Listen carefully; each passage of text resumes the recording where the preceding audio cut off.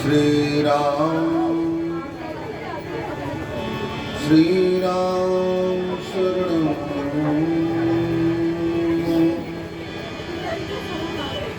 गुरुर्ब्रह्मा गुरुर्विष्णु गुरुर्देवो महेश्वरा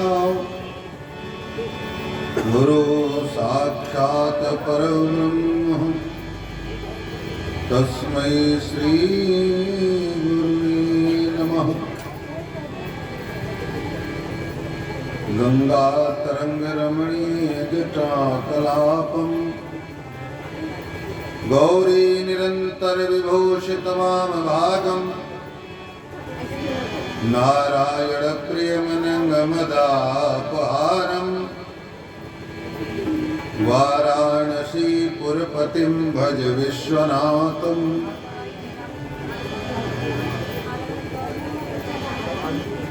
अपने अपने घर की सबका हो को पीर, तुम्हीं पीर सब घरन की धन्य धन्य रघुवीर।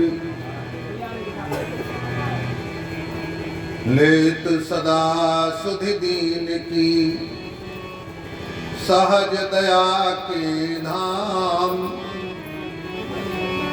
जनन जनक इस जीव के प्रभु श्री सीताराम। जाकी सेवा भाव से मुग्ध हुए श्री राम, ऐसो उन वज्रांग को बारंबार प्रणाम। अब तुलसी कृत रामायण कथा कहूँ अनुसार, सुचि सुंदर आसन सुभग आई पवन कुमार। श्री राम कथा के रसिक वर धीर वीर मति धीर, आई सुआसन लीजिए तेज पुंज कपिवीर। ओम हनुमान सोनर वायुपुत्रो महाबला, रामेष्ट फाल्गुन सखा बिंगोक्षे मति विक्रम। उदधिक्रमणस्यैव सीता शोक विनाशन, लक्ष्मण प्राणदाता च दशग्रीवस्य दर्पा। या देवी सर्वभूतेषु बुद्धिरूपेण संस्थिता, नमस्तस्यै नमस्तस्यै नमस्तस्यै नमो नमः।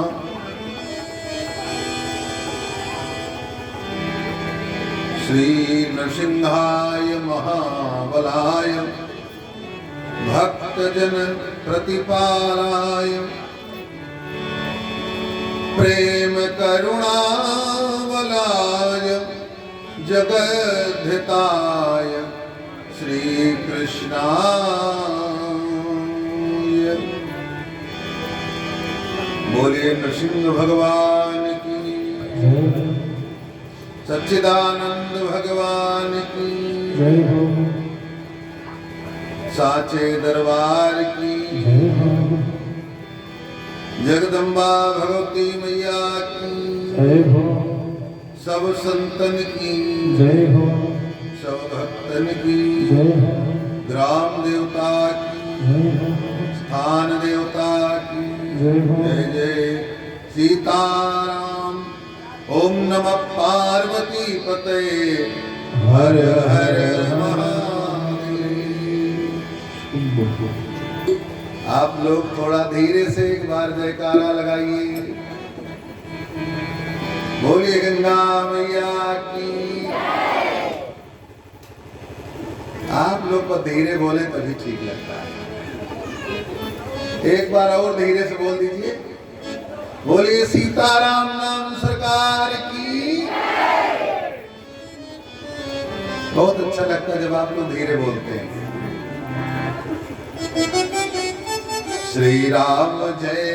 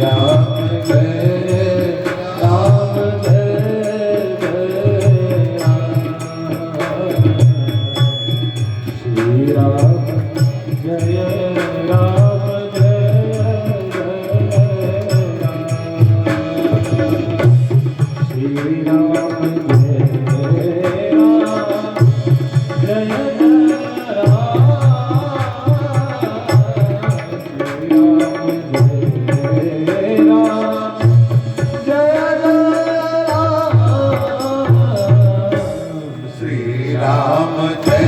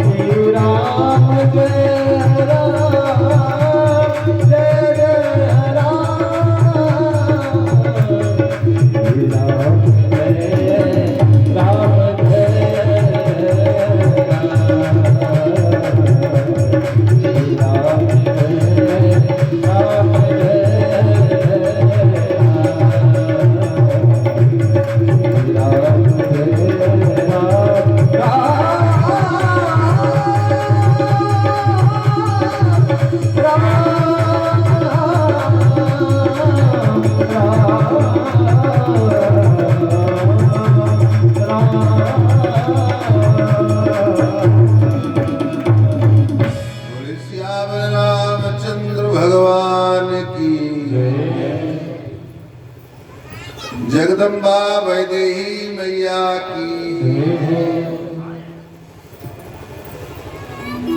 कल तक आप लोगों ने जो कथा श्रवण किया,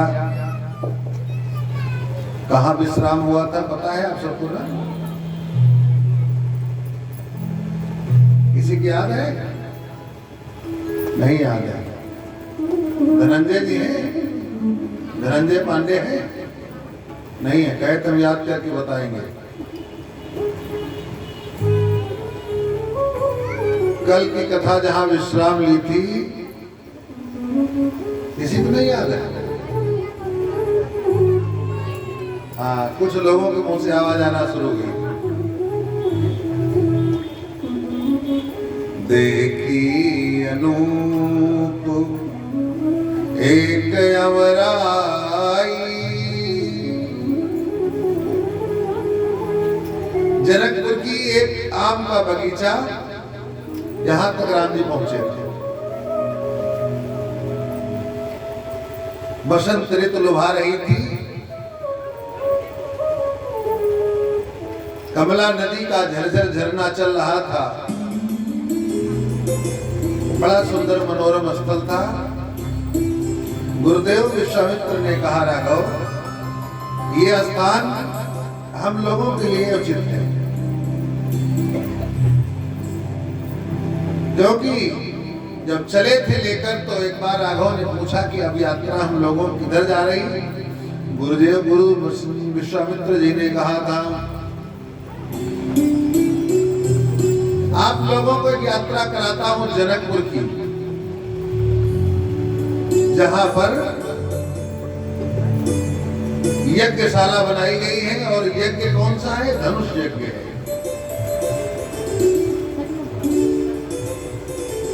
धनुष यज्ञ सुनि रघुकुल नाथा, हरसि चले मुनिवर के साथ। ये लोग प्रतियोगिता में नहीं थे। जो स्वयंवर प्रतियोगिता है धनुष यज्ञ की, उसमें निमंत्रण नहीं था इन लोगों को, न राम जी को, न लक्ष्मण भैया को, न गुरुदेव को। ये लोग दर्शक बनकर गए थे। परंतु ऋषि मुनि महात्माओं की जो सोच है, उनके द्वारा जो दिया जाने वाला प्रसाद है, वो कभी कभी दिखता नहीं है, फल दिखता है। यज्ञ की रक्षा किया अहिल्या मां का उद्धार किया, इसका फल तो गुरु जी देंगे ही।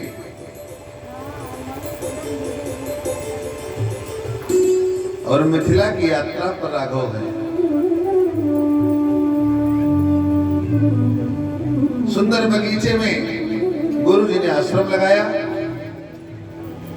संत ऋषि महात्मा पूर्व काल में भी जब भी भ्रमण पर निकलते थे तो किसी के घर पर न रुककर गांव के किनारे किसी कुआं पर, मंदिर पर, तालाब के किनारे, पोखरे पर जहां जल की व्यवस्था हो, संत ऋषि वहीं विश्राम करते थे और गांव के लोग आकर वहीं आशीर्वाद लेते थे। विशेष किसी को प्रेम हुआ तो घर ले गया, भोजन जलपान कराया अथवा लाकर वहीं दे गए। ये ऋषि परंपरा हमारे भारतवर्ष की रही, जिससे प्रत्येक भारतवासी सदैव जुड़ा रहा है। ऋषि परंपरा में कभी ऊंच नीच भेदभाव था ही नहीं। सभी सनातन प्रेमी किसी भी जाति धर्म में जन्म लेने वाले हों, परंतु संत ऋषियों का सदैव सम्मान किए हैं और राम जी का नाम जपे हैं। कोई छुड़ा नहीं सका। थोड़ा सा विश्राम कर रहे थे राघव। संध्या वेला है। लक्ष्मण जी ने प्रश्न किया, भैया ये बगल में नगर बड़ा सुंदर दिख रहा है, कौन सा नगर हो सकता है? राघव मुस्कुराए, बोले भैया जाने की इच्छा है क्या? गुरुदेव भगवान से अनुमति लिया जाए। गुरु जी के चरणों में राघव ने प्रणाम किया, हाथ जोड़कर खड़े हो गए। देखिए विनम्रता सब कुछ देती है और कुछ दे न दे, लेकिन पात्रता अवश्य सिद्ध कर देती है। विनयाद याद पात्रताम। निवेदन के भाव में राघव खड़े थे और बड़े प्रेम से कह रहे हैं, नाथ। गुरु जी ने आंख उठाकर देखा, आप क्या कहना चाहते हो राघव? बोले लखन, हम कुछ नहीं कह रहे, ये चातुर्य है राम जी का। नाथ लखन ये पुर देखन चाही, प्रश्न करत मन सकोचत आई।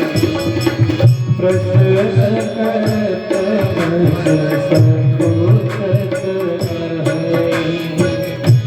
नाथ लखन पुर देखन चाही, नाथ लखन पुर देखन चाही। प्रश्न करत मन सकोचत आई। प्रश्न करत मन सकोचत आई। प्रश्न करत मन सकोचत आई। इसी भाव पर गुरु जी प्रसन्न हो गए। गुरु जी कहने लगे, ऐसे तो बोलोगे, ये तो पता है हमको। कसन कहाओ असरघ कुल के तुम पालक संतति श्रुति से तू। यही तो मर्यादा है कि छोटे भाई को कुछ कहना है तो माध्यम से बात आ रही है। डायरेक्ट भी कह सकते थे, लेकिन राम जी की मर्यादा है, धर्म पर चलना है। धर्म का सेतु राघव स्वयं है। रामो विग्रहवान धर्मा, राम साक्षात धर्म के प्रतिरूप है। इसलिए गुरु जी को माध्यम से बात खबर में आ रही है कि लक्ष्मण जी नगर भ्रमण करना चाहते हैं।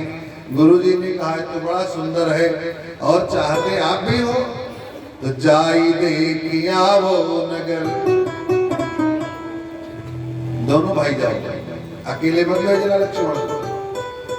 जाई देखी आवो नगर, सुख निधान दो भाई। ये तो लक्ष्मण जी की बात हुई। अब एक काम मेरा कर देना, गुरु जी ने कहा राघव एक मेरा काम कर देना। राम जी ने हाथ जोड़ा, कहा सरकार आदेश करे। अब गुरु जी ने अपना भार दिया। करहु सुफल सबके नयन। कितना कठिन काम है। हम जाकर देख आए ये तो छोटी बात है, लेकिन हमको जो देखे उसके नयन सफल हो जाए, उसका सौभाग्य जग जाए, ये छोटी बात है। गुरु जी कहते राघव, जिसको दर्शन देना उसका भाग्य सुधार देना है। करे हो सुफल सबके नयन, सुंदर बदन दिखाई। ऐसी सुंदर छवि दिखलाना जिसको देखकर प्रत्येक प्राणी मात्र के नेत्र आज धन्य हो जाए, कृतकृत्य हो जाए, भगवान को धन्यवाद देने लगे कि आंखें हमको आज ही के दिन के लिए मिली थी। और माताओं, जिस दिन मन भाने वाली कोई वस्तु दिख जाती है तो लगता है कि आंखें भगवान ने इसी दिन के लिए दिया था। हे राघव, जा रहे हो बाजार में, ऐसा सौंदर्य दृश्य दिखाना जिसमें मर्यादा चमक रही हो, ऐसा रूप दिखाना जिसमें रूप माधुर्य में प्रत्येक प्राणी भगवत भक्त हो जाए।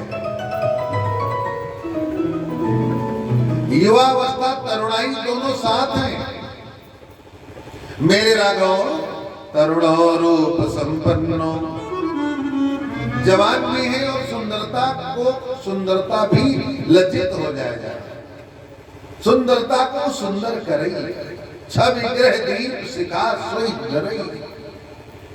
जहां पर सारे कवि लेखक महात्मा लज्जा पा रहे हैं, कौन सा शब्द उपमा में लिखे कि राम जी कितने सुंदर है। सब उपमा का विरहे जुठारी, सब उपमा दे देकर हार गए, लेकिन राघव की सुंदरता का वर्णन कोई आर पार नहीं कर सका। हे राघव, ऐसा रूप दिखाना जिसको देखकर जनकपुर के नर नारी आज अपने जीवन पर धन्य हो जाए। करे हो सुफल सबके नयन, सुंदर बदन दिखाए। भगवान ने सिरधार्य किया, गुरु आज्ञा को प्रणाम किया और नगर में भ्रमण करने के लिए चल पड़े। तो सबसे पहले राघव ने क्या देखा? मिथिला में प्रवेश करके सबसे पहले देखा तो बगीचा देखा, मकान देखे, लोगों के घरों के गगन चुंबी जो चुंबने थे उनको देखा। लोग कंगूरा बनाते थे अपने घरों पर, रचे कंगूरा भिन्न भिन्न बने। उन कंगूरों पर नवग्रह बने थे। पुराने मकानों में कंगूरे अभी भी दिखते हैं, लेकिन हम नए फैशन में कंगूरा नहीं बनता है।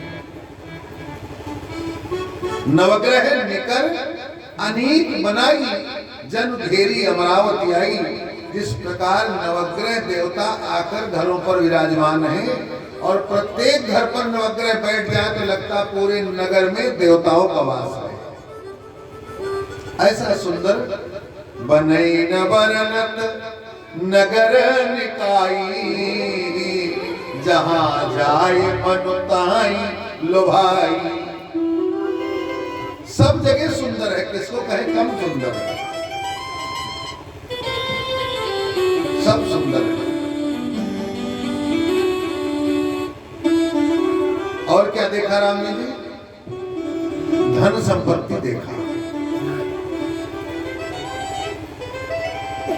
जनकपुर के निवासियों ने प्रातः काल द्वार पर रंगोली बनाई थी, अभी तक रंगोली बनी हुई है सायंकाल तक। रंगोली के मध्य में दीपक भी रखने का स्थान है। रंगोली इसलिए बनाई जाती है कि भगवान परमात्मा रंगोली बड़ा अच्छा लगता है, इसलिए कभी कभी आ जाते हैं प्रभु से।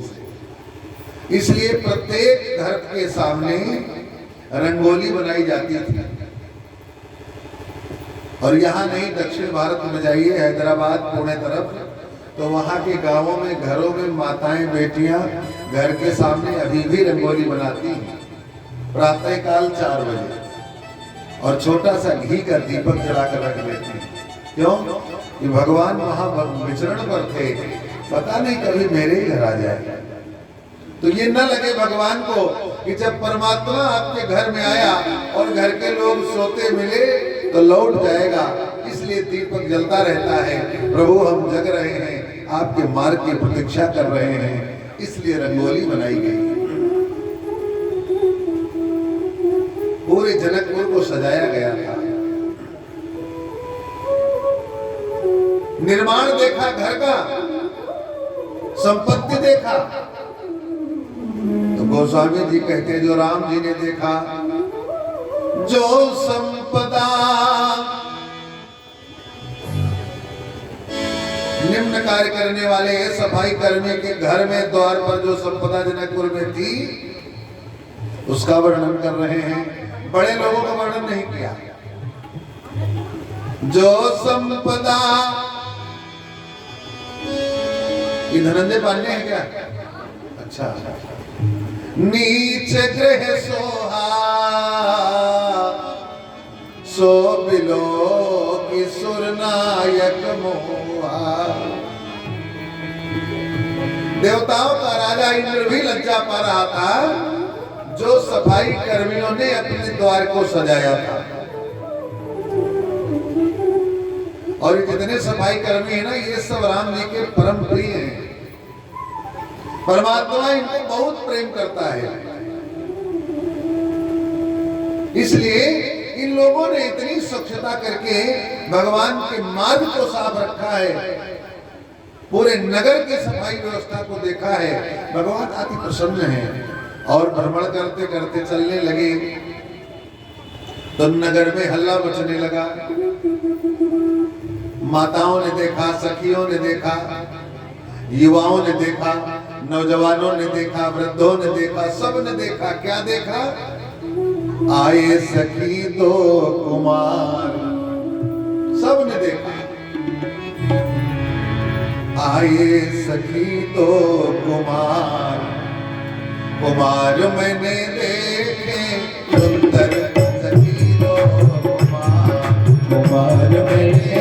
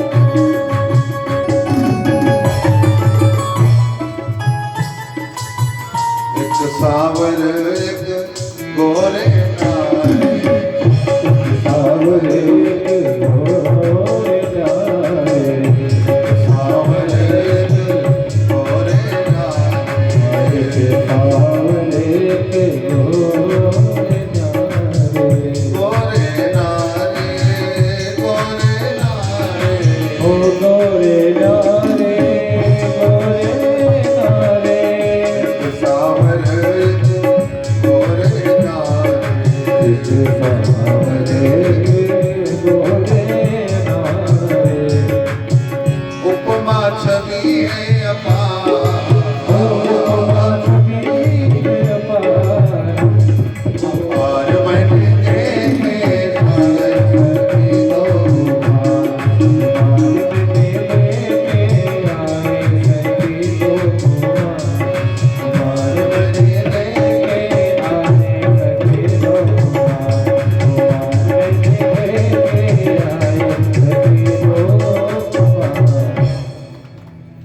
बोलिए रामलला सरकार की जय हो। माताएं धीरे से बोले जगदम्बा मैया की। आप लोग बढ़िया आदत पकड़ ली।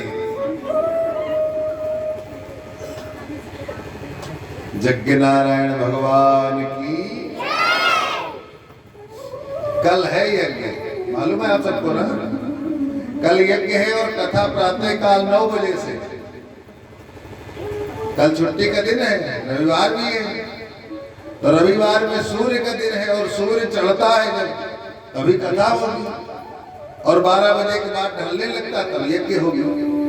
बड़े विधान से सब रखा गया है भाई साहब, पूरा विचार करके रखे हैं समय से।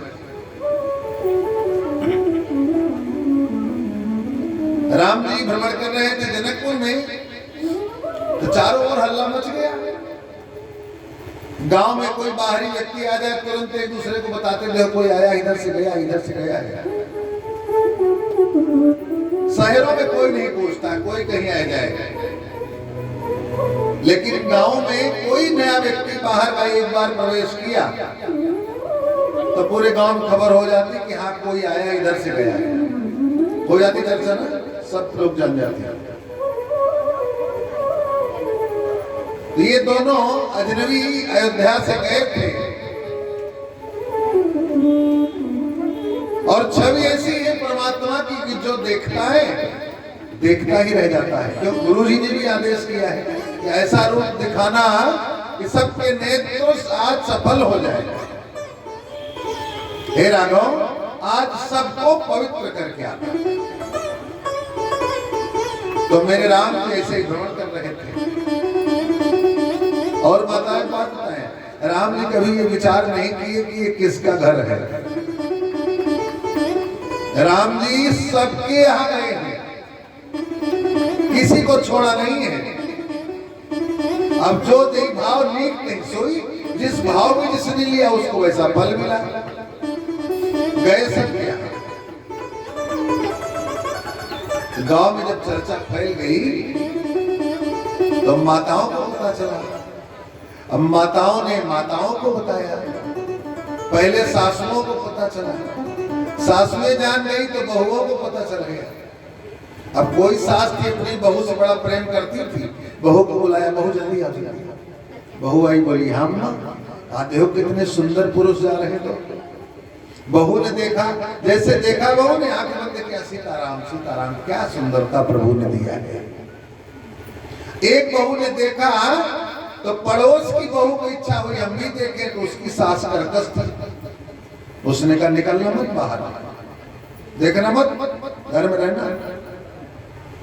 और सासुओं ने अब मना तो कर रही लेकिन खुद भी देखने की इच्छा हो रही, क्योंकि गोस्वामी जी सिद्धांत देते हैं भ्राता पिता और पुत्र उर्गारी,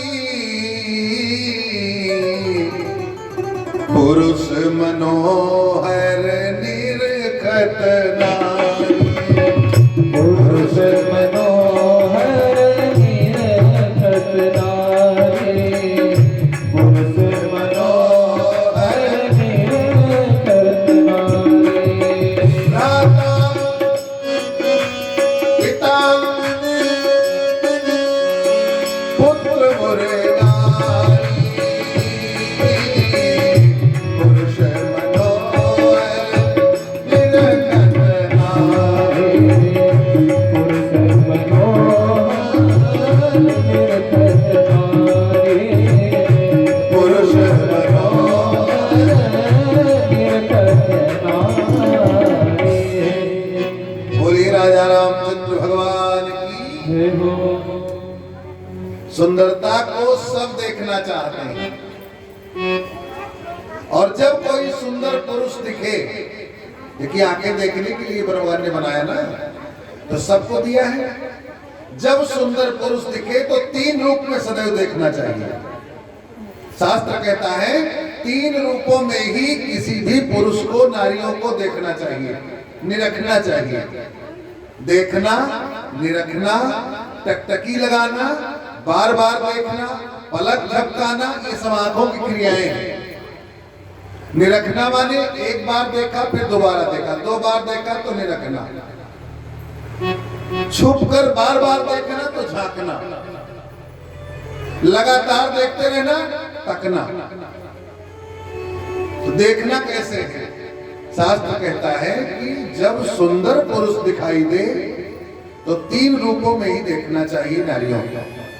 भ्राता यदि सम आयु का है तो भाई है मेरा, क्या सुंदर भाई भगवान ने दिया है। आयु में बड़ा है पिता, सुंदर वरिष्ठ व्यक्ति दिखाई दे तो कह सकते हैं कि हे विधाता अगले जन्म में ऐसा ही सुंदर मेरा पिता हो। और ये जो छोटा है आयु में पुत्र, हे भगवान अगले जन्म में कभी जब पुण्य कर्म मेरे उदय हो तो जो मेरा बेटा हो ऐसा ही हो। इन 3 के अलावा चौथे भाव में यदि आपने इन आंखों ने देखा तो विकार बनेगा। भ्राता पिता पुत्र उर्गारी, पुरुष मनोहर निरखत नारी। अब निरखत नारी का मतलब कि देखना ही है, कोई बच नहीं सकता है, देखना ही पड़ेगा क्योंकि आंखें भगवान ने दिया है। भाव कैसा बनता है ये शास्त्र बताएगा।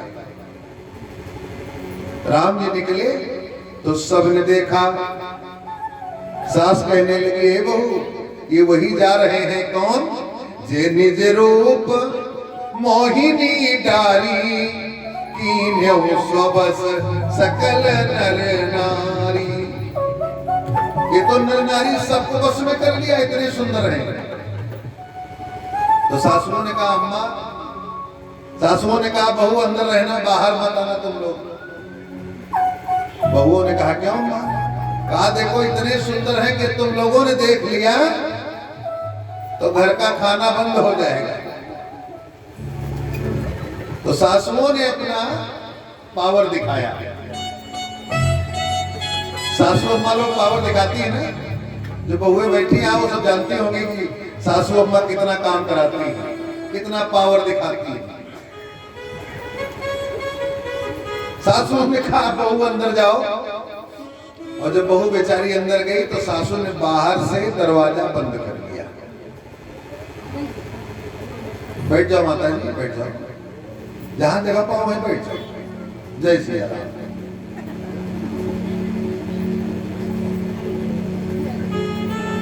बहुओं ने देखा कि अम्मा ने हमको बंद कर दिया घर में और खुद चली गई बाहर देखने।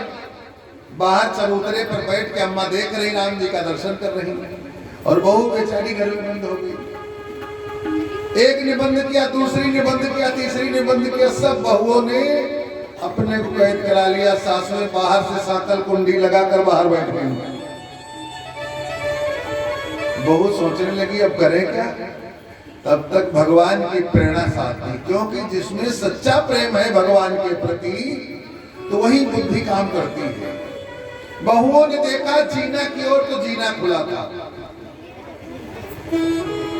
बहुएं दौड़ी जीना की ओर, और बहुएं जीने पे चढ़ गई। बोली अम्मा तुम डाल डाल। अभी आप लोग कहिए हम काहे कहें इसको। बहुओं ने कहा सासू अम्मा तुम डाल डाल, और हम अब चलेंगे पात पात। बहुएं चढ़ गई छत पर। राम ने मुस्कुराते जा रहे थे, सब बहुएं ऊपर चढ़ गई छत पर, तो देखा कि चार दिवाली बनी। अब क्या करें। बोले हे प्रभु अब कैसे दर्शन होगा। तो भगवान ने फिर माया फैलाई। सब बहुओं ने देखा कि जो कंगूरे बने थे, चार दिवाली छत पर बनी थी, उसमें झरोखे बने थे। अभी आज शुक्ला जी क्या गए थे, हम तो लौट गए, रास्ते में एक मकान दिखा था, इसमें झरोखे बने थे। हमको वही जनकपुर का वही दृश्य दिखने लगा। ये झरोखे कौन बनवाया था, क्यों बनाए? इन झरोखों को ससुर जी ने बनवाया था। बहुओं ने कहा धन्य हो मेरे ससुर जी, पिताजी, तुमने बहुओं का कितना ख्याल रखा कि बहुएं इस पर से सब कुछ देखेंगी और बहुओं को कोई नहीं देख सकता। बहुओं ने अपनी आंखें उसी झरोखे में रख दिया। राम जी को देखने लगी। गोस्वामी जी लिखने लगे, जितनी बहुएं थी दौड़ती दौड़ती जब चढ़ने लगी, सासुओं ने देखा घर के अंदर ये घम घम की आवाज कैसी है, क्योंकि चाल बड़ी विचित्र होती है ना माताओं की। चालें अलग अलग हैं। कुछ की चाल होती है गजगामिनी, तो जो गजगामिनी चाल की माताएं हैं वो चलती हैं तो धम धम धम की आवाज आती है। अब कई सासुएं देख रही है अपनी अपनी बहू के बारे में, हमारी भी चलती है इसे धमर धमर। कुछ की चाल होती है हंस वाली, हंसिनी। हंसिनी की चाल में पैरों में आवाज नहीं आती, कभी बगल से बहू निकल जाएगी, आप पता नहीं चले कब गई। कुछ होती है सरपट, सरपट चाल। सरपट चाल, दुनकी चाल, कई तरह की चालें होती हैं। और माताएं तो ऐसी ऐसी चालें चल देती हैं कोई पकड़ ही ना पाए।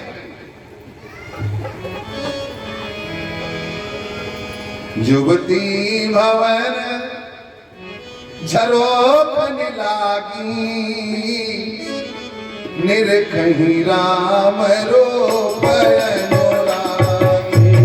निरखही राम रोपयन लागी। युवती भवन झरोखन लागी, युवती भवन झरोखन लागी। युवती भवन झरोखन लागी। निरखही राम रोपयन लागी।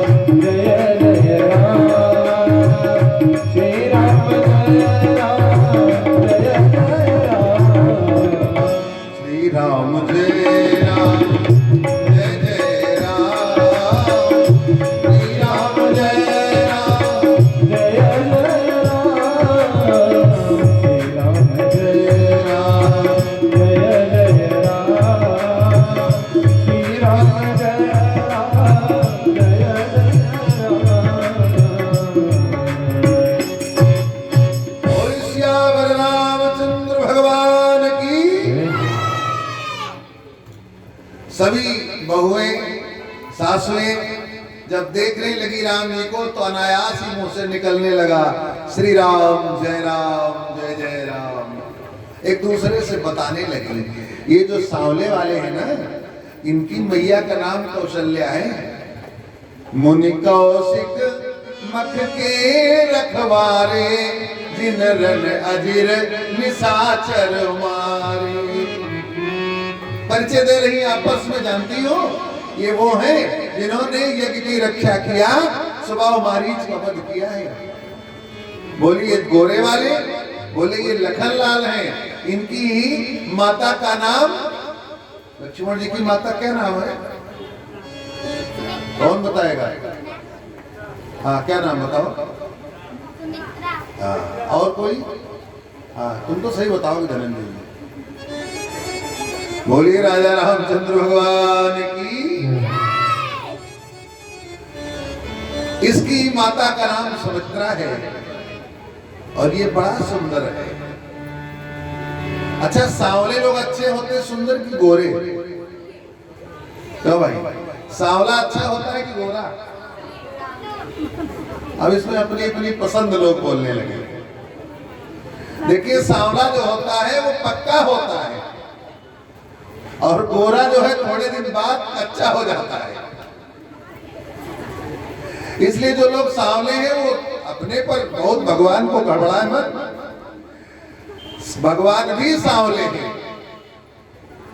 कृष्ण कन्हैया लाल का रंग कैसा है? राम जी का रंग कैसा है? भगवान ने भी सांवला ही रंग लिया था अपने हिस्से में। और गोरे लोग जो हैं वो थोड़ा कड़क भी होते हैं। तभी जनकपुर में भी कहा जाएगा कि विष रस भरा कनक घट जैसे, देखने में तो बड़े सुंदर है, बोलते हैं तो आग लगाने वाली भाषा। सबने दर्शन किया। अब मिथिला के नौजवानों ने राम जी से परिचय बनाया और सूत्र क्या है वहां? राम जी का भी सूत्र है, अपरिचित को परिचित बनाओ, अपरिचित को परिचित बनाओ, अपरिचित कोई रहने न पाए। ये मेरे राम जी का सूत्र है। और जब परिचित बन जाए तो परिचित को मित्र बनाओ, मित्रता करो। और जब मित्र बन जाए तो उसको अपना सखा बना लो, अपने घर ले आओ, अपना बना लो। मेरे राम जी का एक ही सूत्र है, ज्योति से ज्योति जगाते चलो, ज्योति से ज्योति जगाते चलो, प्रेम की गंगा बहाते ज्योति से ज्योति जगाते चलो, ज्योति से ज्योति जगाते चलो, प्रेम की गंगा बहाते चलो, प्रेम की गंगा बहाते चलो। राह में आए जो दीन दुखी, राह में आए जो दीन दुखी, राह में आए जो दीन दुखी। आगे क्या है? आगे क्या है इस गाने में? राह में आए जो दीन दुखी। हाँ जोर से बोलिए धनंजय, क्या है आगे? तुमको नहीं पता? नहीं पता किसी को? राह में आए जो दीन दुखी, सबको इसी जगह सावधानी बरतना है, इसी जगह सावधान होना है। कलिकाल है और ये गीत है, ये सूत्र नहीं है। गीत को सूत्र मत बना लेना। यदि मैंने व्यासपीठ से कह दिया सबको गले से लगाते चलो तो हो सकता शाम तक फौजदारी हो जाए। महाराज जी कहे थे जो मिले उसी गले लगा लो। भाव कोई बात में जाने का पहले कपार फूटेगा। इसलिए ये सूत्र नहीं है। जोत से जोत जलाते चलो तो ठीक है, लेकिन अगली लाइन को व्यासपीठ से संशोधन करने का अधिकार हमको प्राप्त है। वो गाना है फिल्म का, ये जीवन रील नहीं रियल जीवन है। सबको गले से ना एक काम कर सकते हो, राह में आए जो दीन दुखी सीताराम गवाते चलो, राह में आए जो दीन दुखी सीताराम सुनाते चलो, राह में आए जो दीन दुखी श्री राम सीताराम गाते चलो, सीताराम गाते चलो, हरे राम सुनाते चलो। बोली राजा रामचंद्र भगवान की। आप लोग फूल लगाए घर में क्या अपने? क्यों माता फूल के पेड़ लगे हैं? बहुत अच्छा। हमको लगा किसी के दूसरे पेड़ से तो नहीं निभोट के ले आए हैं। सदा पुष्प की सुंदरता को देखना चाहिए, रोज पानी देना, फूल को संभाल कर रखना, ये पुष्प भी मुस्कुराते हैं। तो मेरे राघव का सबने दर्शन किया, नौजवानों से राम जी ने मित्रता किया। तो नौजवानों ने राम जी को जानती माताओं क्या दिखाया? बोले देखिए सरकार, आप लोग आए ही हो, सब कुछ देख लिए हो, आओ एक निराली चीज दिखाते हैं। क्या दिखाया नौजवानों ने? नई रचना की ओर ले गए। और कहां ले गए? मखशाला, जहां यज्ञ स्वयंवर के लिए रखा गया था धनुष। लेकर गए, सबने दर्शन कराए। देखिए ये शिव जी का धनुष है, हमारे जनकपुर की शोभा है। राम जी ने कहा यहाँ क्यों रखा है? आज इस पर फूल माला क्यों चढ़ी? बड़ा श्रृंगार है। बोले अभी तैयारी चल रही है, कल यहाँ पर एक बहुत बड़ी प्रतियोगिता है। कैसी प्रतियोगिता? बोले हमारे राजा का प्रण है कि जो इस भगवान शंकर के अजगव पर प्रत्यंचा चढ़ाएगा, उसी नौजवान के साथ हमारे राजा की पुत्री सीता का स्वयंवर कर दिया जाएगा। राम जी ने शिव जी के धनुष को प्रणाम किया, और जैसे ही प्रणाम किया वैसे धनुष से आवाज आई, राघव मैं तो तुम्हारा ही बन सका हूं। क्योंकि जो धनुष बना था महाराज दधीच की हड्डियों से बना था, हड्डियां भी अपने वंश को पहचान की। राघव को प्रणाम किया।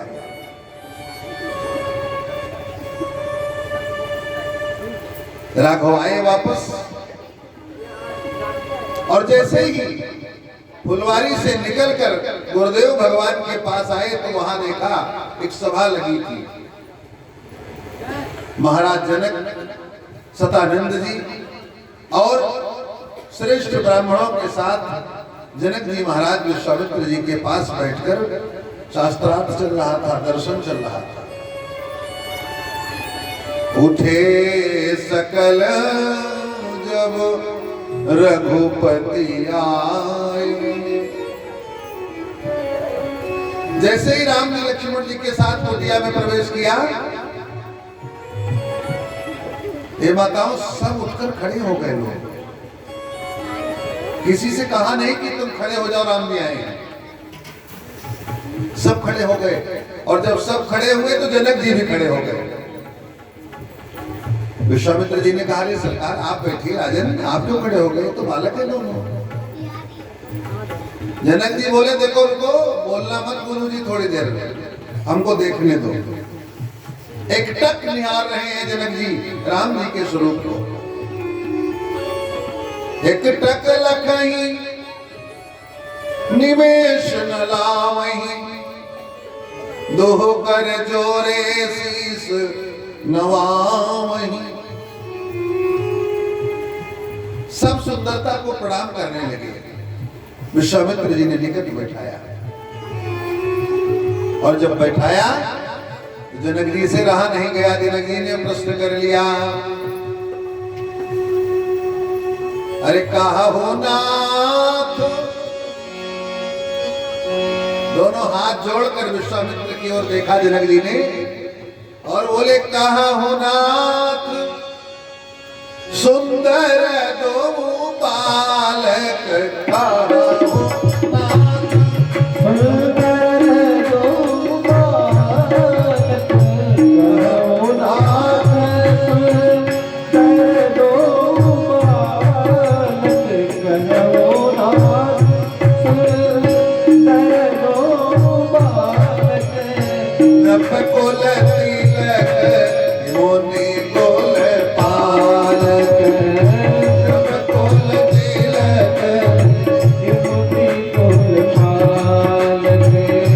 कहा हो नाथ, सुंदर दो बालक। कहो नाथ, सुंदर दो बालक। नहीं बिलोकत आई नहीं बिलोकत, अति अनुरागा। नहीं बिलोकत अति अनुराग। नहीं बिलोकत अति अनुराग। पर बस ब्रह्म सुखई मनोत्या।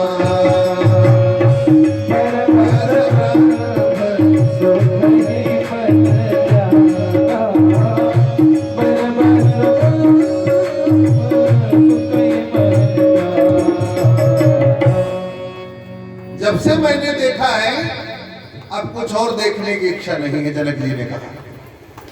और हे मुनिवर, ये है कौन? किसी राजा के कुल के तिलक है क्या? कुल के दीपक है क्या?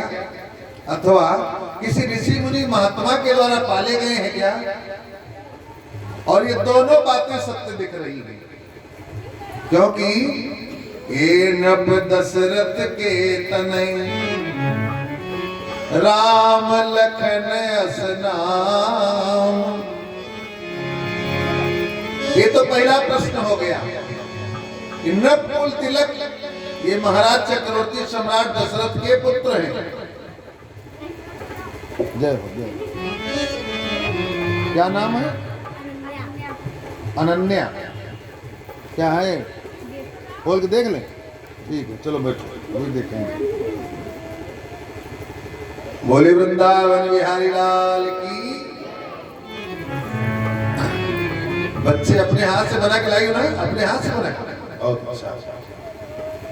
तो कल पुरस्कार तुमको मिलेगा।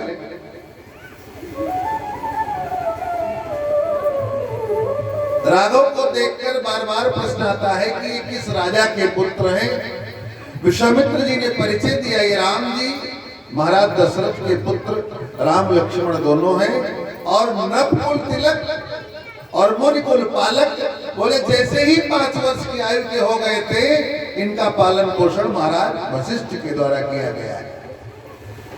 और वहां से लौटे तो अब विश्वामित्र जी ने कहा मेरे संरक्षण में है। तो जो बालक राशि ठाट में जन्म लेकर ऋषि मुनि महात्माओं के द्वारा पालन पोषण किया जाता है, उसका चाल चलन, उठना बैठना, देखना, हंसना, बोलना, सब में उसके लक्षण परिलक्षित होते हैं।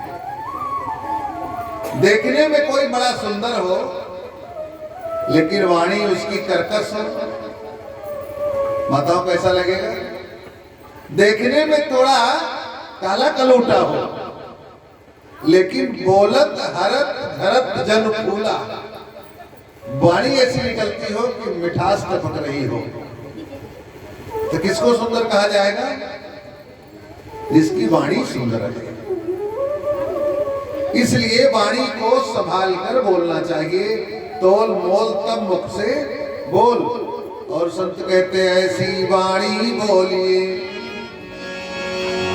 कैसी वाणी? ऐसी वाणी बोलिए। याद है कार्तिकेय? अरे धनंजय जी, आगे दोहा सुनाओ इसमें। ऐसी वाणी बोलिए। किसी को याद है किसी बिटिया को? किसी को नहीं याद? तुम लोग तो पढ़ते हो, आप लोगों को किसी को याद है? याद है? कुछ माताएं बताना शुरू करती हैं। ऐसी वाणी बोली मन का आपा खोए। क्या नाम है? जोर से बोलो। हाँ, मानसी, प्राची, प्राची की अरुणिम शिखा। प्राची जी ने बता दिया। देखिए, ऐसी वाणी बोलिए मन का आपा खोए, औरन को शीतल करे आप शीतल होए। तो अब जब ससुराल जाना, तुम लोग जो बेटियां बैठी हैं हमारी, इस दोहे को याद रखना, अपनी सासू माँ के लिए रखना संभाल कर। जब बोलना तो मीठी बहन बोलना। लेकिन कलयुग में अब पढ़ाई लिखाई अंग्रेजी सभ्यता वाली जब से छा गई दिमाग पर, तो अब वाणी बदल गई है। अब क्या दोहा कहती है? एक बिटिया ने इसे सुनाया हमको। कहा? बनारस में। कथा में हमने पूछा ऐसी वाणी बोलिए, तो उसने क्या कहा? कहा महाराज जी हमारे यहाँ लोग कहते हैं ऐसी वाणी बोलिए नित उठ झगड़ा होए।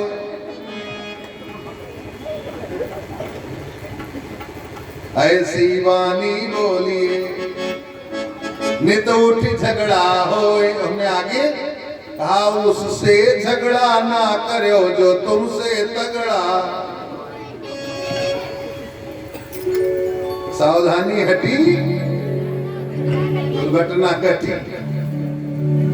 जब भी बोलो मीठा बोलो, सरल बोलो, सरस बोलो। यही आपकी सभ्यता, पढ़ाई, दीक्षा, माता पिता के संस्कार का यही फल है कि पुत्र पुत्री की वाणी कैसी है। कुछ घरों के बच्चों से हम लोग बात कर लेते हैं तो पता चल जाता है कि इनके माता पिता का स्वभाव कैसा है। बच्चों की वाणी से उस घर के संस्कार झलकते हैं। इसलिए जब भी बोलो सरल बोलो, सरस बोलो, मीठा बोलो। अपनी बात अवश्य कहो, लेकिन शब्द समय का संचयन करके किस समय कौन सी बात कहनी है, किन शब्दों में कहनी है, यही विचारनी है। कथा तो सबको पता है कि सीताराम जी का विवाह होगा, अभी धनुष टूटेगा तभी होगा। महाराज जनक कहते हैं ऐसे संस्कार युक्त बालकों को देखकर आज मेरा मन अब भगवान को नहीं चाहता।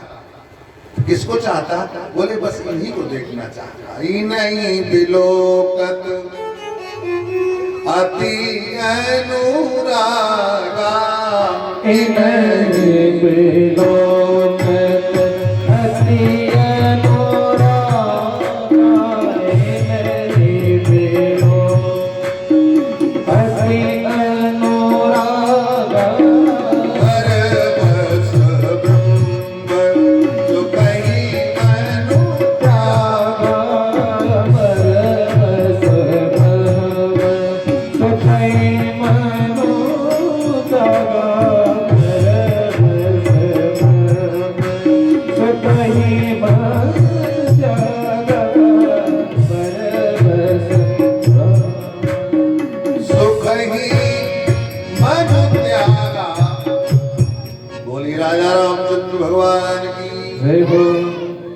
परिणाम क्या हुआ?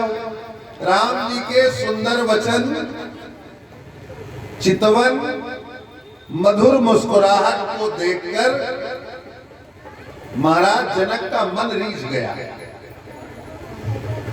और किया क्या जनक जी ने? तब राम जी कभी हंसते नहीं है माताओं। पूरे मानस में राम जी 2 बार हंसे हैं, जिसमें दांत लोग देख पाए। एक बार हंसे जब बालपन में थे, बालक थे छोटे से। माता कौशल्या ने पालने में झुला दिया।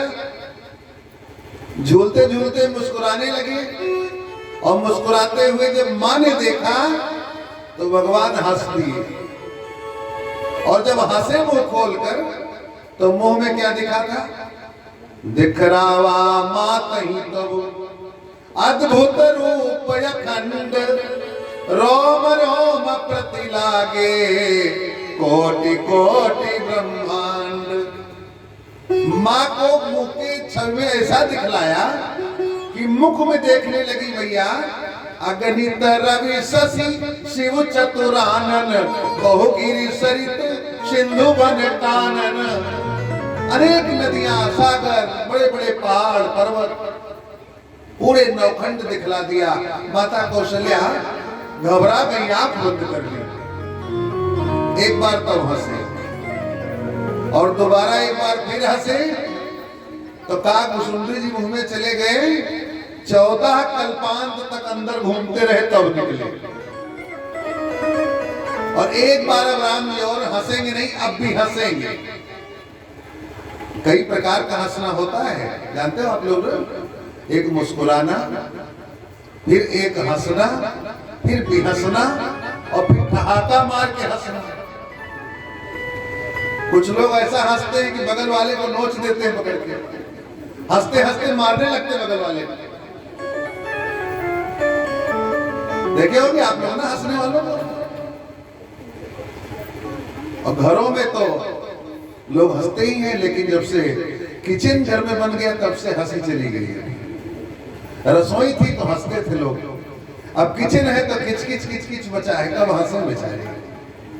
हंसी चली गई घर की। एक बार 24 घंटे में ठहाका मार के हंसना चाहिए सबको।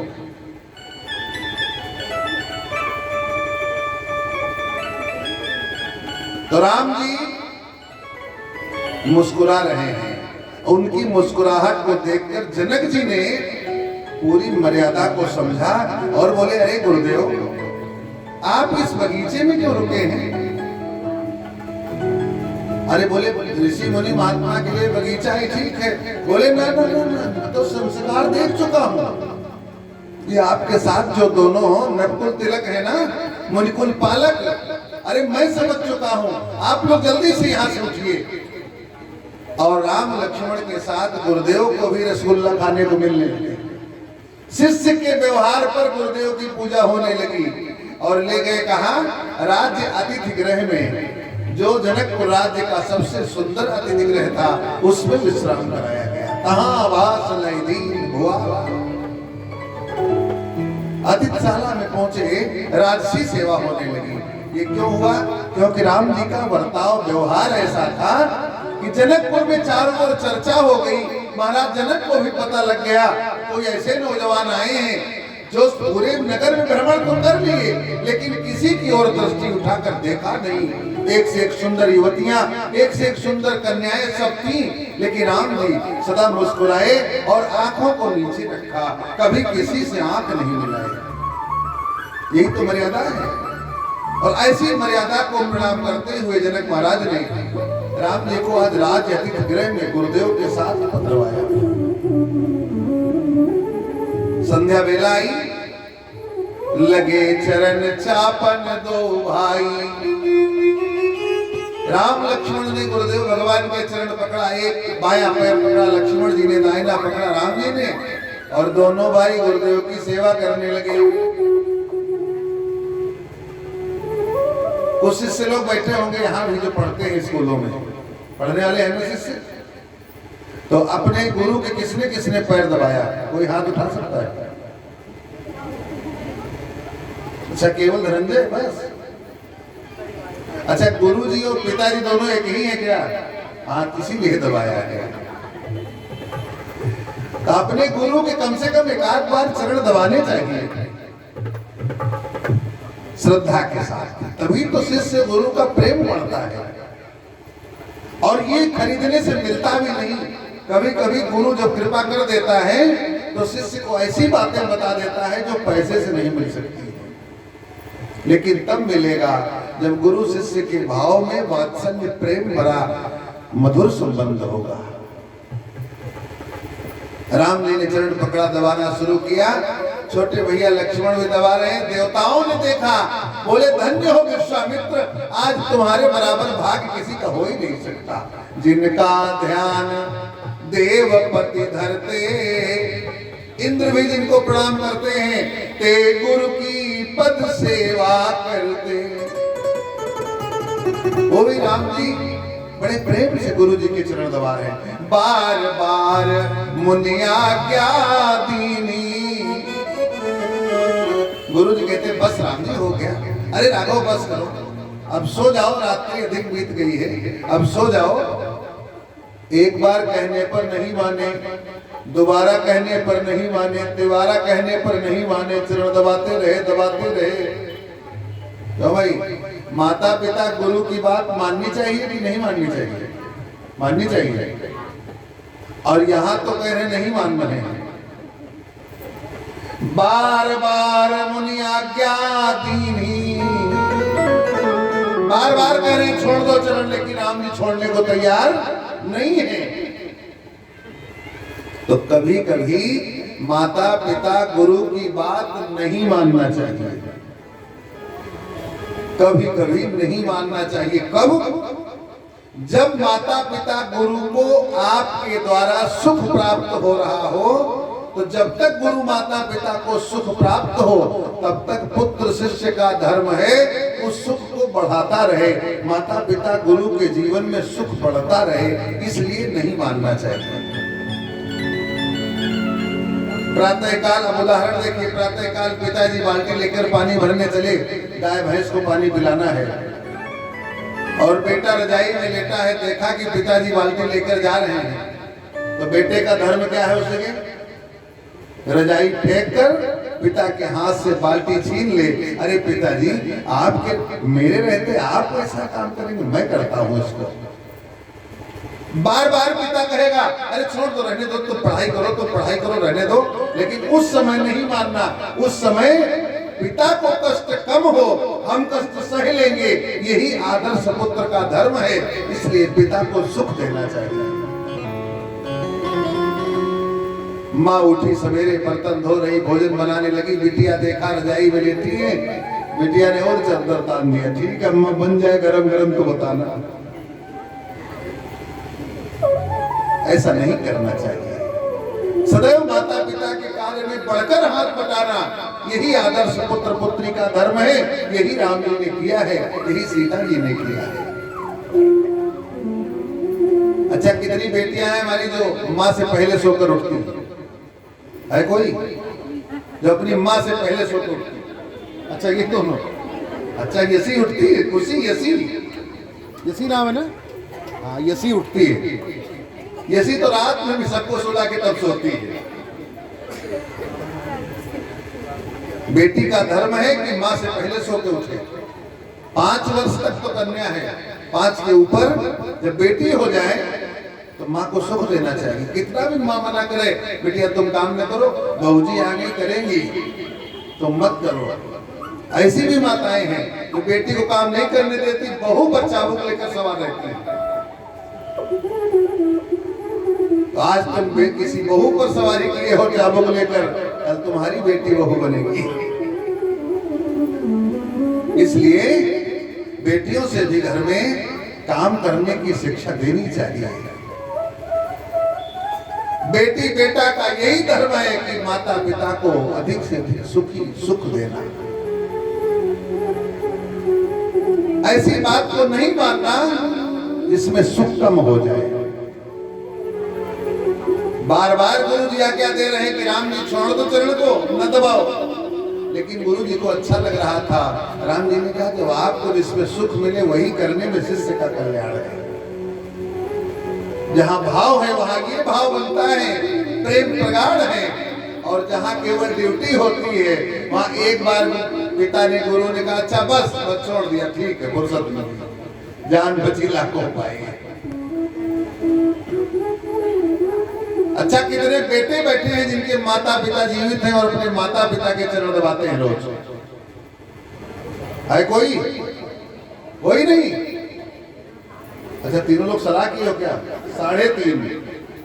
इनका आधा हाथ उठा इसलिए 3.5। चलिए चलिए, बहुत अच्छा। बाकी लोग भी करो भाई। माता पिता के चरण हमेशा दबाने चाहिए, दर्द हो चाहे ना हो। दर्द से मतलब थोड़ी है, मतलब तो वहां पर प्रेम श्रद्धा से है। और चरण दबाने का तात्पर्य काम में हिस्सा बटाना भी है।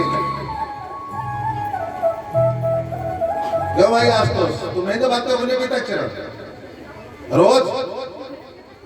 मंगल इतवार आप रोज दबाना चाहिए। रोज प्रणाम करो माता पिता के चरणों में शीश रखकर। आज किए थे, जैसे कल बताया था, किया था, बहुत अच्छा। आप लोग भी शुरू करो, माता पिता के चरणों में शीश रख के प्रणाम करना। सब लोग करोगे ना कल से? पक्का? बोलिए राजा रामचंद्र भगवान की। राम जी के सुंदर आचरण का परिणाम गुरु भी सम्मानित होता है, और जिसका बेटी बेटा संस्कार युक्त है उस माता पिता की भी पूजा होती संसार में। बार बार जब गुरु जी ने मना किया तब भगवान जाकर स्वयं किए। बार बार मुनिया क्या दीनी, रघुबर जाई शयन तब कीनी। और जैसे राम जी आसन पर गए तो छोटा भाई कौन है राम जी का वहां? लक्ष्मण। लक्ष्मण जी दौड़े, राम जी के चरण पकड़ लिए और दबाना शुरू किया। राम जी कह रहे, लखन तुम थक गए होगे, गुरु जी की सेवा कर रहे थे, अब सो जाओ। लेकिन लक्ष्मण अपने भैया के चरण नहीं छोड़ रहे हैं। कोई छोटे बड़े भाई हैं यहाँ बैठे? अच्छा, 2 भाई हो यहाँ? बड़ा कौन है और छोटा कौन है? तुम दबाते हो कभी चरण के?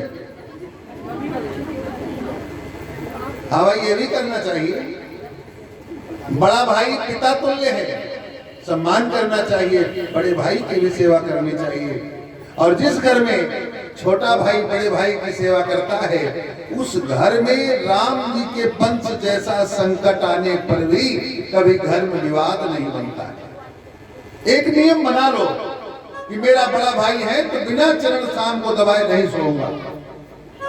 हो सकता है किसी बातों पर विवाद हो। तुम तीनों भाई हो ना? हाँ, तो बढ़िया ही है। बड़ा कौन है इसमें? तो दोनों लोग जुटो आज से। बोलिए राजा रामचंद्र भगवान की। यही धर्म है, यही कथा का संदेश है। राम को मानो तो मानो राम की, बैरी पर भी जिसका सद्गुण छा गया, सच कहूँ भेद सारे गा गया। राम जी को जो मान ले, राम जी की मान ले, उसका तो जीवन मंगलमय हो ही जाता है। लगे चरण चापन, लखन दबा रहे बार बार, राम जी कह रहे सो जाओ सो जाओ, तो पौड़े उर। अच्छा, बड़े भाई कह रहे हैं कि पास दबाना रोज। क्यों? शासन थोड़ी चलता है, इसमें प्रेम चलता है भाई। अब इसी के पीछे झगड़ा मत कर लेना कि महाराज जी कहे दबाने के लिए, तो क्यों नहीं दबा रहे हो? ऐसा नहीं है, प्रेम से ही हो सकता है। तब होगा कि जब बड़ा भाई अपने लिए कोई चीज छुपा कर न रखे, छोटे भाई को जरूर खिलाए, स्वयं चाहे भूखा रह जाए। ये भाव प्रकट होता है। स्वामी का तात्पर्य क्या है? सबका पालन पोषण करे, अपनी चिंता न करे। यही बड़ा भाई है। अभी राम जी दिखाएंगे करके।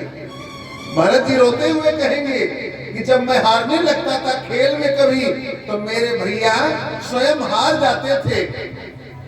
जीत रहे होते लेकिन जानबूझकर हारते थे कि छोटा भाई दुखी ना हो, छोटे भाई को सदा जिताया है।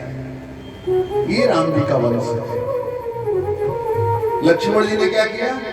पौढ़े लेट गए। उर उर माने हृदय, पद पद माने चरण। राम जी के चरणों को अपने हृदय के पास रखा। पौढ़े उर पद धरी जल जाता। भगवान के कमलवत चरणों को लक्ष्मण जी ने हृदय से चिपटा लिया। दोनों हाथ से पकड़कर चरणों को लक्ष्मण जी विश्राम की मुद्रा में गए, सोए नहीं। गुरु जी सो गए, राम जी सो गए, लक्ष्मण भैया सोए नहीं, चरण पकड़ कर लेटे रहे। और सोए क्यों नहीं? आगे गोस्वामी जी लिखते हैं, उठे लखन विगत सुनी, अरुण सिखा धुनि कान, गुरु ते पहिले जगत पति, जागे राम सुजान। लक्ष्मण जी उठे, रात बीती जानकर, आवाज किसकी कान में पड़ी? अरुण सिखा धुनि कान। ये अरुण शिखा का है, जानते हैं आप लोग? तो भाई अरुण शिखा किसे कहते हैं? जिसकी ध्वनि होती है। कोई बोलेगा? पिछली बार बताए भी थे, बताए थे ना माता जी? हाँ, माता जी को पता है। अरुण शिखा ध्वनि कान।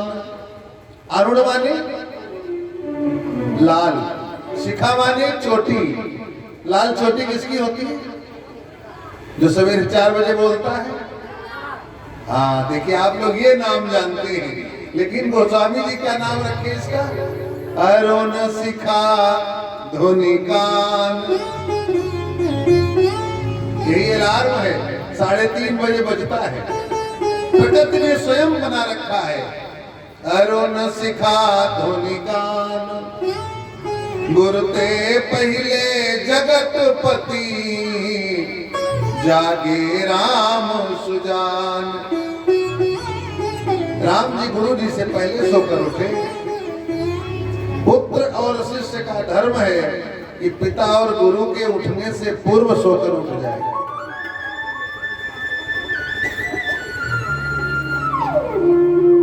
गुरु जी के चरणों में प्रणाम किया। सकल शौच करि राम नहाए, नित्य निभाई गुरहि सिरुनाए। स्नान करके गुरु जी के चरणों में शीश रख दिया। विश्वामित्र जी ने देखा राघव और लक्ष्मण स्नान ध्यान करके निवृत्त हैं। गुरु जी के पूजन की बेला आ रही है। बोले गुरुदेव भगवान, आपकी आज्ञा हो तो मैं पुष्प ले आऊं आपके लिए। कहां से लाओगे? बोले कल जब जनकपुर गया था तो देख लिया था कि गुरु जी की पूजा के लिए किस वाटिका से पुष्प लाने हैं। इस वाटिका में पुष्प बड़े सुंदर हैं जनकपुर की। विश्वामित्र जी की आज्ञा हुई। राम लक्ष्मण बगीचे की ओर प्रस्थान कर गए। जा रहे थे, पुष्प वाटिका के पास पहुंचे, तब तक कानों में आवाज आने लगी, कहीं अवसर सीता कहाँ आई, कहीं अवसर सीता कहाँ आई, कहीं अवसर सीता कहाँ आई, कहीं अवसर सीता कहाँ आई, गौरी पूजन जननी पठाई, गौरी पूजन जननी पठाई, गौरी पूजन जननी पठाई।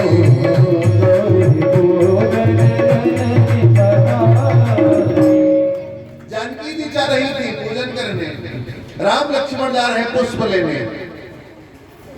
तो कान में आवाज आई, 3 प्रकार का बाजा बजा। राम लक्ष्मण ने सुना। हाँ, ऐसे ही कंकन किंकिनी और नूपुर ध्वनि सुनी।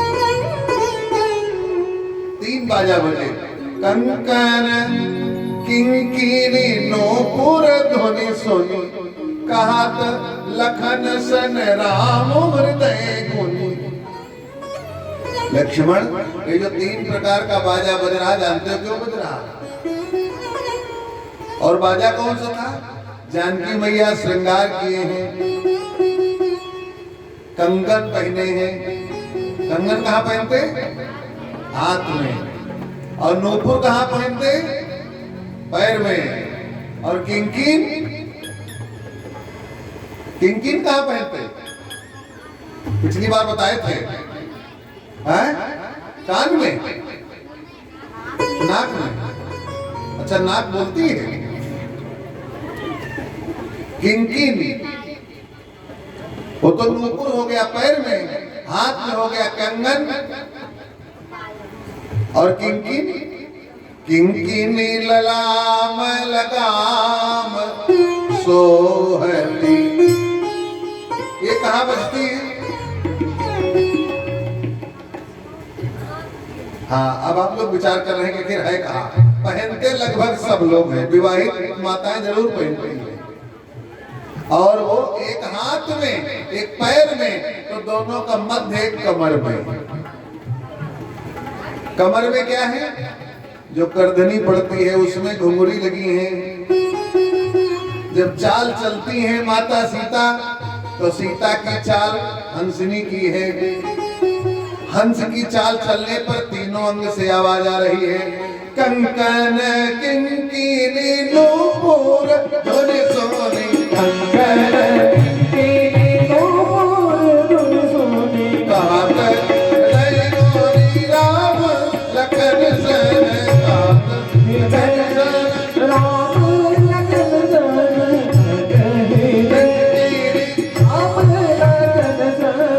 तीन बाजा बज रहे। राम जी ने कहा, लक्ष्मण, ये जो बाजा बज रहा तीन प्रकार का, मान हो मदन दुंदुभि दीनी, मनसा विश्व विजय चाकीनी। बोले लक्ष्मण जी ने कहा, भैया ये आवाज इस बियाबान जंगल में कहां से आ रही, किसकी हो सकती है? ये तो किसी महिला के श्रृंगार आभूषणों की आवाज है। राम जी ने कहा, ध्यान से सुनना, ये वही है कि तात जनक तनया सोई, तात जनक तनया सोई, धनुष के यही कारण होई, तात जनक तनया सोई, धनुष के यही कारण होई, तात जनक तनया।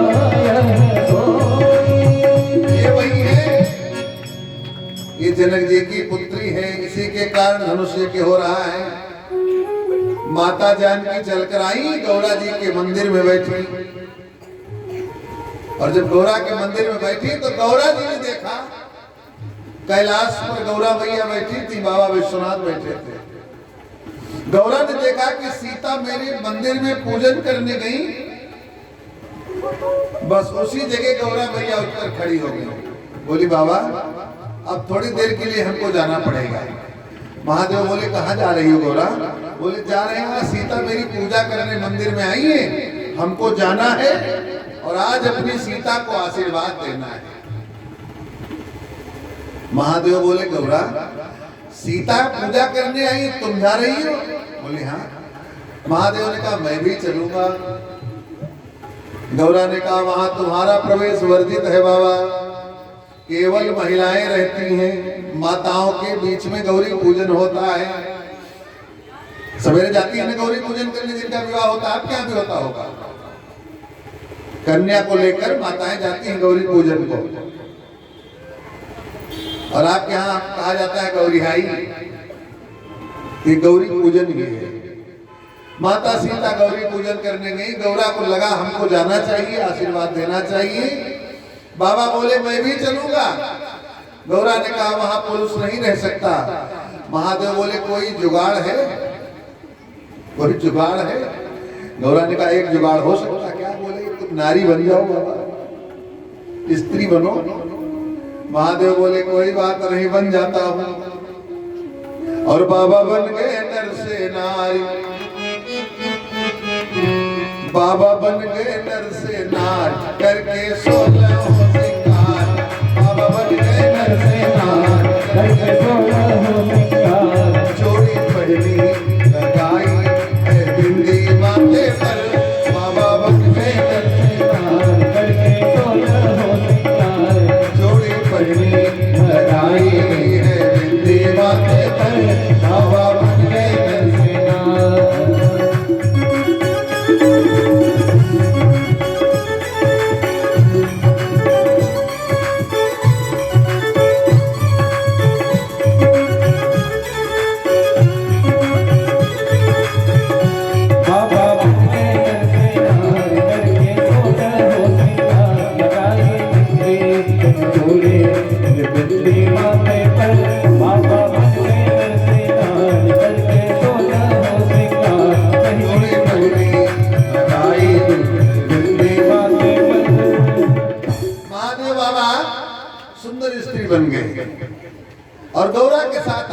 बगीचे में। आ तो गए, लेकिन जब देखा महिलाओं की भीड़, अब महादेव बाबा कितना भी साड़ी पहन के स्त्री बने लेकिन है तो पुरुष। जैसे देखा महिलाओं की भीड़, डर गए, बोले इसमें कैसे जाऊंगा। गौरा और कोई रास्ता निकालो। गौरा बोली बाबा अब हम तो चले मंदिर में, अब आप जानो, आपके जाने काम यहीं रोक के देखो तो तमाशा। गौरा मैया गई मंदिर में, सब माताएं पहुंच गई, सीता जी पूजन करने लगी। पूजा कीन अधिक अनुरागा, अधिक अनुराग से पूजा किया है। आज रोज करती थी लेकिन आज क्योंकि गौरा जी स्वयं पधारी हैं, मूर्ति में प्रविष्ट हो गई माता गौरा।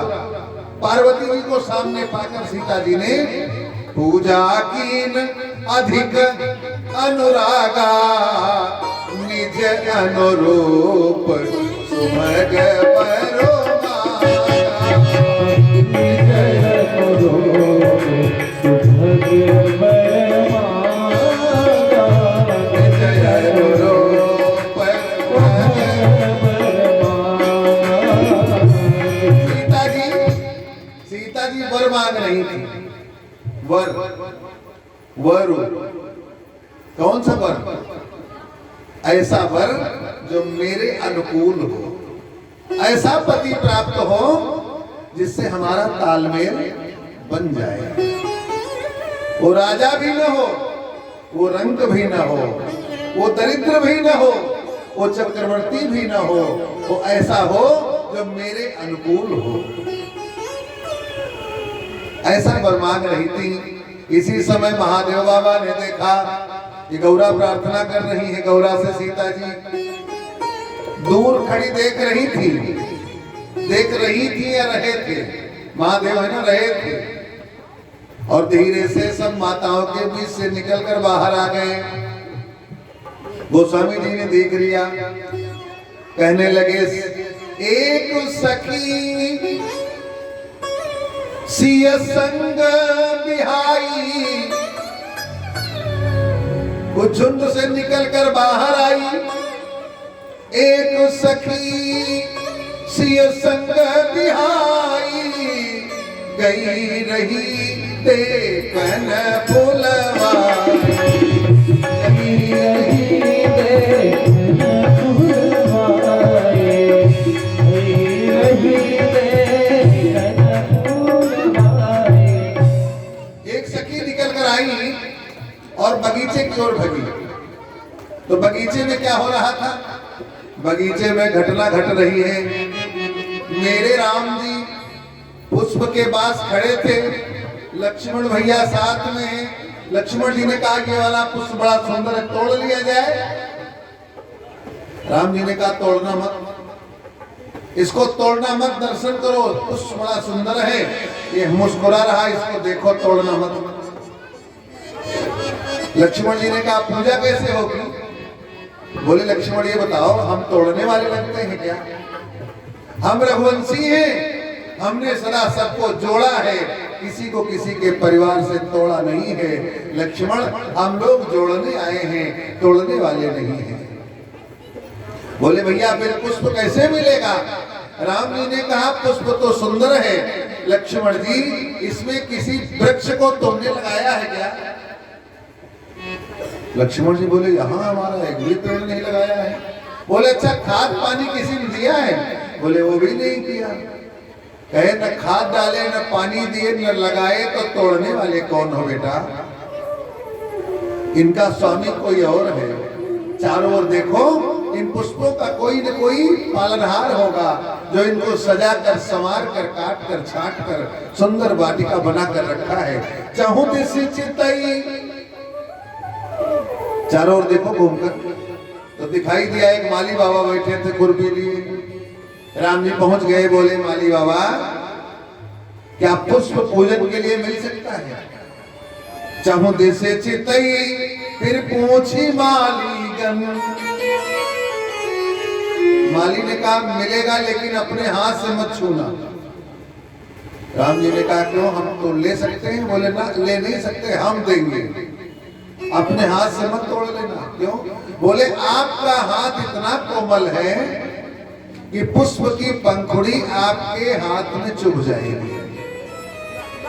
नव कंज लोचन कंज मुख कर कंज पद कंजारुण दर्प अगणित अमित छवि नव नील नीरज सुंदर नव कंज मुख कंजारुण। प्रत्येक अंग में भगवान के तो कमलवत हाथ गुलाब के समान कोमल है, हाथ भी कोमल और पुष्प का पंखुड़ी कड़ी है, हाथ में लग जाएगा, छूना मत। राम जी ने कहा मेरा हाथ कठोर भी बहुत है, मारी सुबाहु जैसे दुष्टों का संहार किया है, लगेगा नहीं। माली बाबा ने कहा तो दूसरी बात सुन लो, छुअत तुम्हारे ये सब बिरवा, जैसे ही तुमने छुआ ये सारे बिरवा मुनि नारी बनी गई है। तुम एक कमाली आदमी हो, कमाल बहुत करते हो।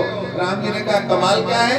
बोले जिस समय चरण की धूल छू गई थी पत्थर नारी बन गया था, और अगर कहीं हाथ से फूल छू दिया तो ये पेड़ नारी बन जाएगा और चला जाएगा।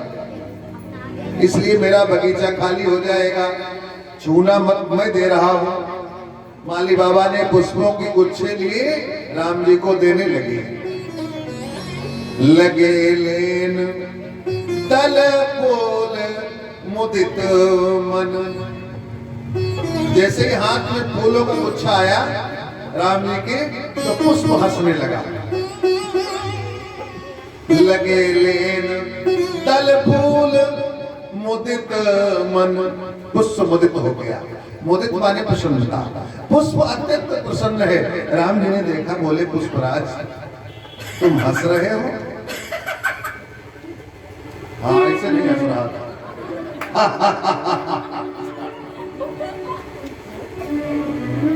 पुष्प हंसे, कलियां मुस्कुराई। जैसे पुष्प हंसा, राम जी ने कहा हंस क्यों रहे हो प्यारे पुष्प? पुष्प ने कहा प्रभु आज मेरे जीवन का उद्देश्य सफल हो गया।